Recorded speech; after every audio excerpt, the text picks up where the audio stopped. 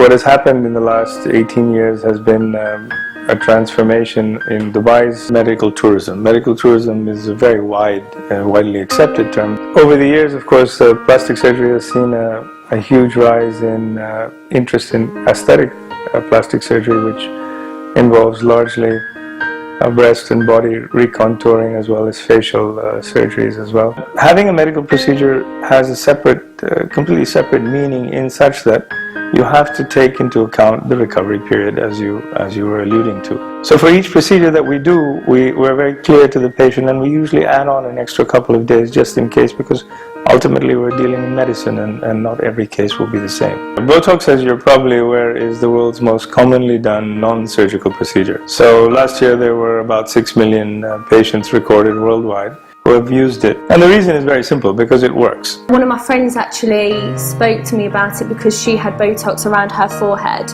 and it looked fantastic, and it was still natural, there was still movement, but she had no like lines or frown lines. In our field of plastic surgery, particularly aesthetic plastic surgery, it is very, very important to determine patient expectations.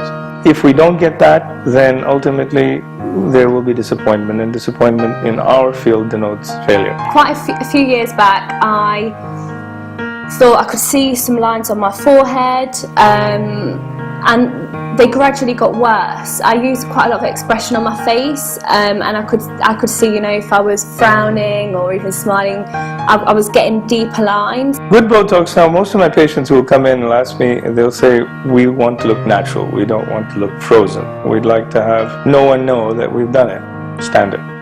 And for that, I think it is really a question of being able to discern what is the right dosage and where to place, and each and every patient is actually different. And unfortunately, what has happened with the advent of more and more non-trained medical personnel doing Botox is that you're not getting the subtlety of the result. You get a result, and a lot of times it's okay, and it can be done at a very economical cost. And thankfully, nothing that we do in Botox is going to be permanent, whether it's done well or whether it's done badly. I think it's simply a question of selecting at what level you want to have your treatment.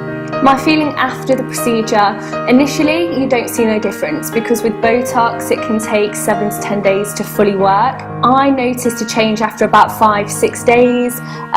You know, the lines were gone. It was the best decision I ever made. And after actually having a consultation with the surgeon, he mentioned that it's actually preventative, so even though I'm only young, it's not going to damage my skin or age me, you know, in years to come. It prevents aging, so I'll definitely keep on having it done.